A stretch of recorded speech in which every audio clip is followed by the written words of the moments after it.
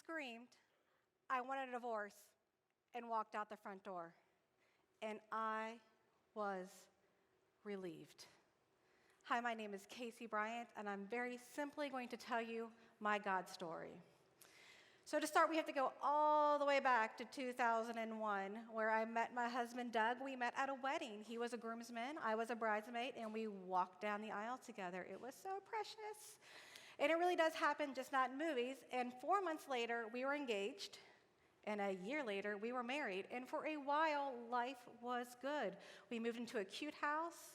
We had our first child, and we were doing well. And it was about the 6-year mark when the crap hit the fan in our marriage. I was very pregnant with our second child, and very unexpectedly, we found out we had to move out of our house. And our only option was to move in with my parents. Nothing says happily ever after like moving in with mom and dad. So we moved in, and soon after I gave birth to our second child, and about my 6-week checkup with the doctor, she asked me, "How are you doing?" And my response was, "I'm fine." And Doug said, "No." And I just started crying, and I couldn't stop. And the doctor diagnosed me with postpartum depression and gave me a prescription for Prozac. Not only was I living with my parents, now I felt like a complete failure because the one thing that I thought I should be able to be good at was raise my children. I can't even do that. So we did the most logical thing you can think of to try to bring me out of this slump and kind of save our marriage because our marriage started getting kind of bad at that point in time. We made a huge financial decision and bought a house that we couldn't afford. So thinking that that was going to be great, it actually ended up being bad for us, and it drove us further and further apart. And that's the point where Doug said to me, "I want a divorce," and he walked out the door. And I really was relieved that he said that because in my mind, I get to start over. The kids and I can pack up and we can get out of the house. But that's where my story kind of took a turn that I wasn't expecting because clearly Doug and I didn't get a divorce.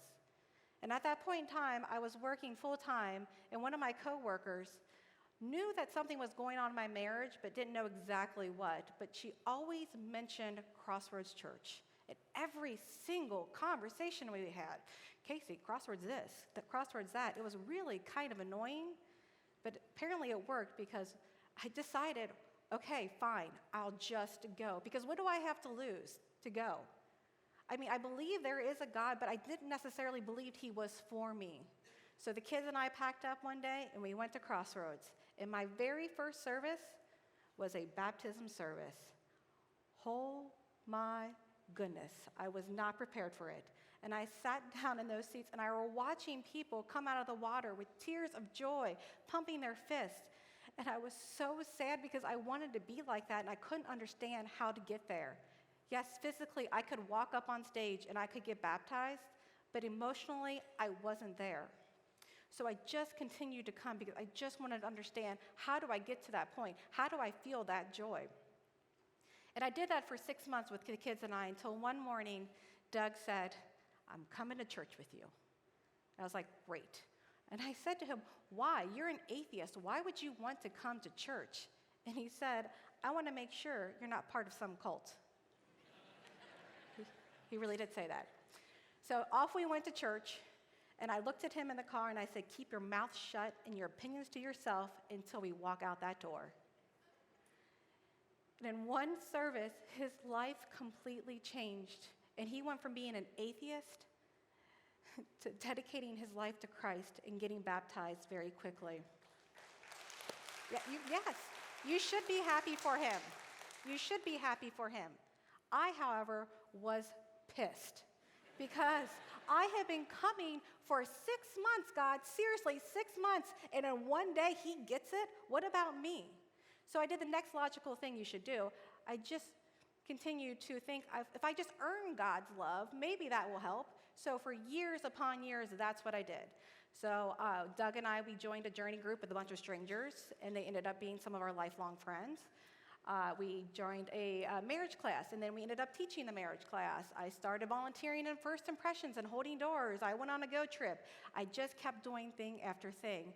And the closer I got to God. And the closer I got to Doug, the more and more I felt like a fraud. Because what Doug didn't know is when our marriage was just horrible and when we were just barely existing, I had an affair. And I was able to suppress it for a very long time.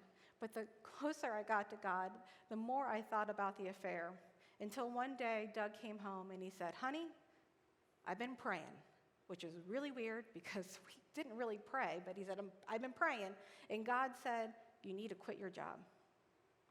And I knew what God was saying to me. God was saying, it's time to deal with the affair, and the place where you're working is not a healthy environment to do it in. So I listened to him, and I went to work the next day, and I quit my job. And for a year and a half, I got down on my knees every night, and I said, "God, please forgive me. I am so sorry."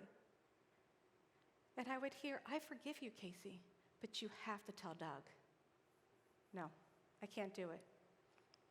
The shame and the guilt were so heavy that I could no longer go to bed at the same time as Doug. I would wait till he would go to sleep first, and then I would go to bed.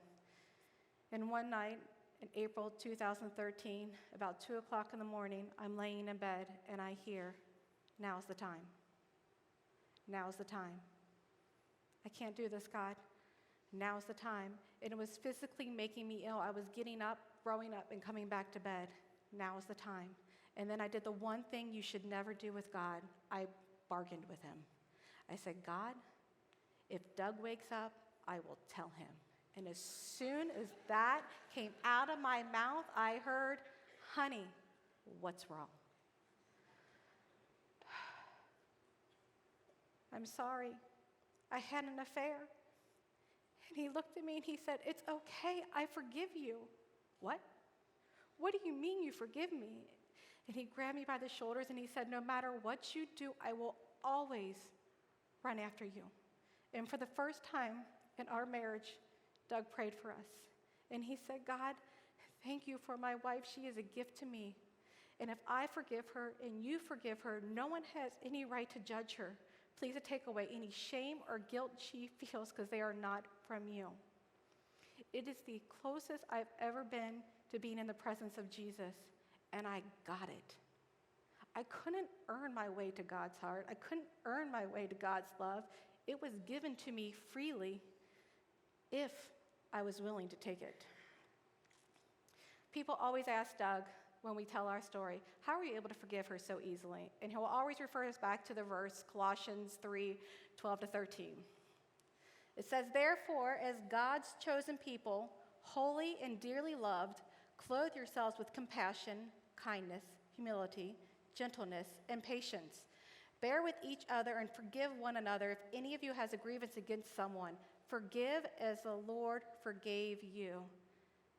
And Doug will say, if God was able to forgive me for all the crap that I've done in my life, and I've done way worse things than Kacie, what right do I have to hold anything against her? And that night, God gave us one more gift. The night that I confess is the night that we conceived our third child.